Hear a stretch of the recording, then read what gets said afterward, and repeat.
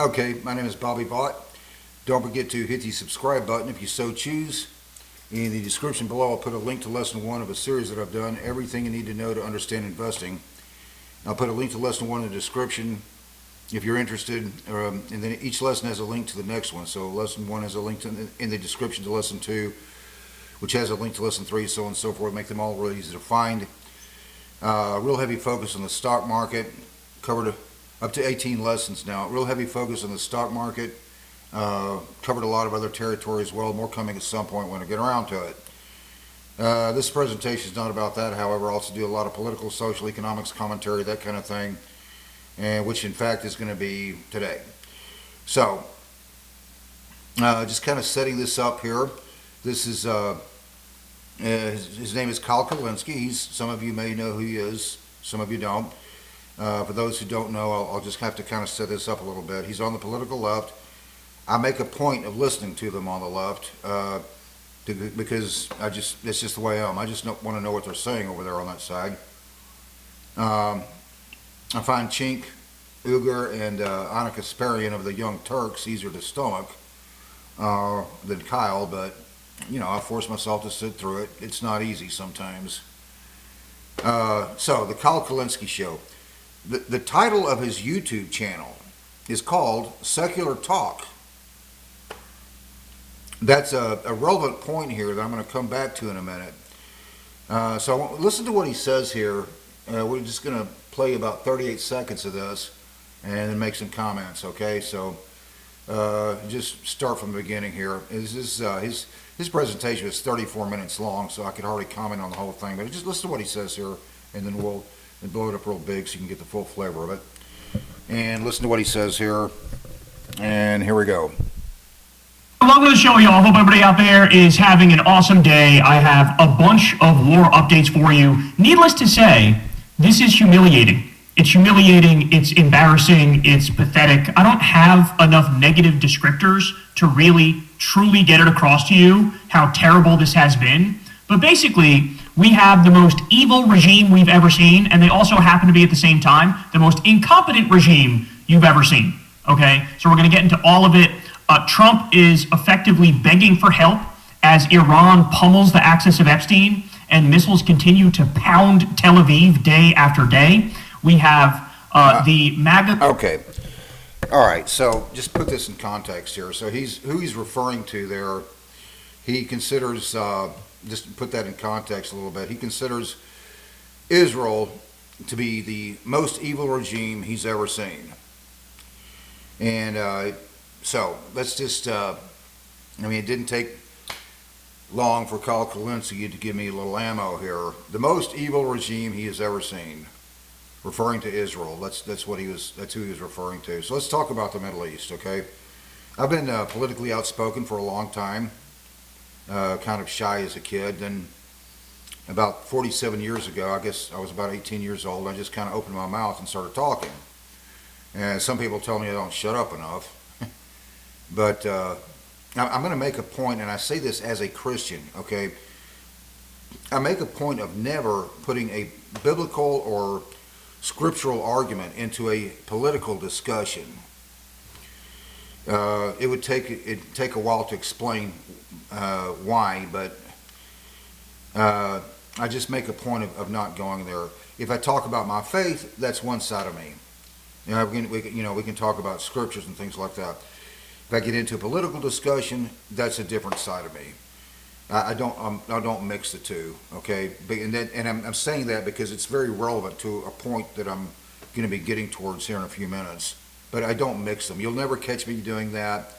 If I get into political discussion with you, I will. If it's a political discussion with you, I will not quote a scripture at you ever. I just don't do that. And that's a very important point because it's relevant to something that I'm getting towards here. In any event, so here's Israel. Just clarifying what happened about 76 years ago. People who happened to be Jewish, largely, they came from Europe. They brought this Western civilization concept to the Middle East. This concept called democracy, right? And that's what it is. Israel is not a theocracy. They have, in fact, Palestinian Muslims doing every kind of job there is, including as police officers. Muslims even serve on the IDF, the Israeli Defense Forces. They even serve on the Knesset, Israel's parliament. They have elections. Whoever gets elected is in the parliament. And then from there, you elect a prime minister, right? That's how the parliamentary system works. Okay, so Jews, they come from Europe, established this democracy in 1948 in the Middle East. Not exactly rocket science why they got fed up with Europe. But in any event, so shortly after World War II, about 3 years after World War II, here's this country, Israel. It's a democracy, primarily Jewish, but not exclusively. They have Palestinian Muslims living there, as well as Christians. I'm going to sneeze. Okay, so just as in the United States, our founding fathers, they were very good students of history, okay? They knew exactly what they didn't want. Theocracies don't work very well. They just don't. So they write in the First Amendment, Congress shall make no law respecting the establishment of a religion, comma, so that's the Establishment Clause, or prohibiting the free exercise thereof, Exercise Clause. And then the other freedoms expressly stated in the First Amendment, freedom of speech, press, assembly, and petition. Okay, so the result. Every religion in the world is represented in the United States. It's not a theocracy. It's a democracy with primarily Christians in it. Also Muslim, Jewish, Hindu.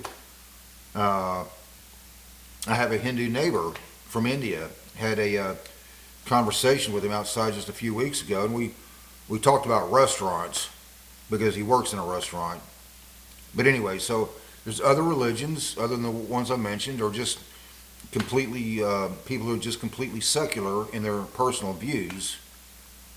But regardless of any of that, it's not a theocracy. The United States is not a theocracy, nor should it be. Theocracies just don't work very well. Our founding fathers understood that. That's why they wrote that in the First Amendment. So here's Israel. Let's go back to Israel. So you have a democracy. It's not a theocracy.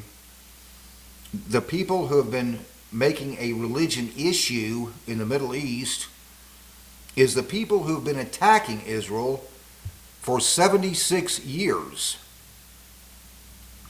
No, 78. From 1948 to 2026, be 52 plus 26 is 78 years. Trying to wipe them off the map. So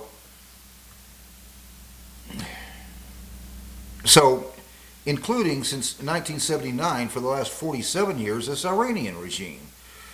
That regime that Kyle doesn't see as the most evil regime he knows of. According to Kyle, that would be Israel. In any event, Iran, that with their stated goal of wiping Israel off the map, along with Iran's proxies, Hezbollah, Hamas, the Houthis, with their stated goal of wiping Israel off the map, annihilating Israel. It's their stated goal. So for Hezbollah, Hamas, Houthis, it's the very purpose of their existence is with that in mind. The only reason those proxies even exist is for that purpose, annihilate Israel. Another Holocaust. That thing that Hitler did.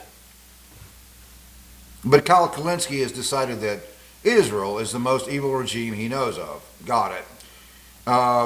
Here's the part that's really fascinating. I'm going to try to keep this kind of short. So it's kind of fascinating. So here's Kyle Kulinski. The title of his YouTube channel is Secular Talk. It's the Kyle Kulinski Show.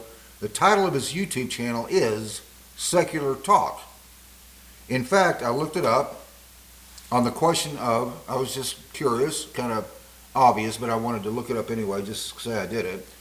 So I did an AI, and on the question, why does Kyle Kulinski call his YouTube channel Secular Talk? Okay, well, his reason, to reflect his focus on separating religion from government, or to reflect his support for the separation of church and state. And I think you see where I'm going here.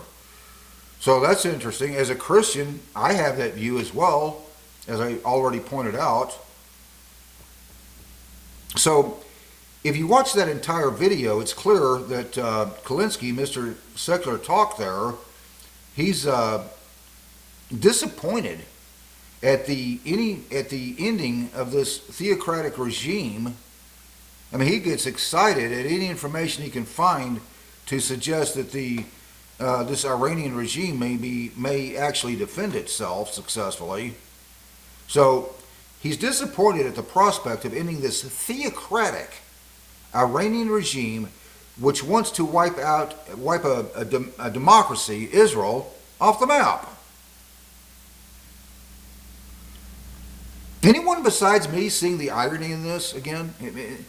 Let me say it again. So Kulinski, Mr. Secular Talk, is disappointed at the prospect of ending this theocratic Iranian regime which wants to wipe a democracy, Israel, off the map. You know, that theocratic Iranian regime that has outright been stating for 47 years even funds those three proxies that I mentioned, the Hezbollah, Hamas, and the Houthis, with their stated purpose. The only reason for those proxies' very existence, the stated purpose of another one of those Holocaust thingies.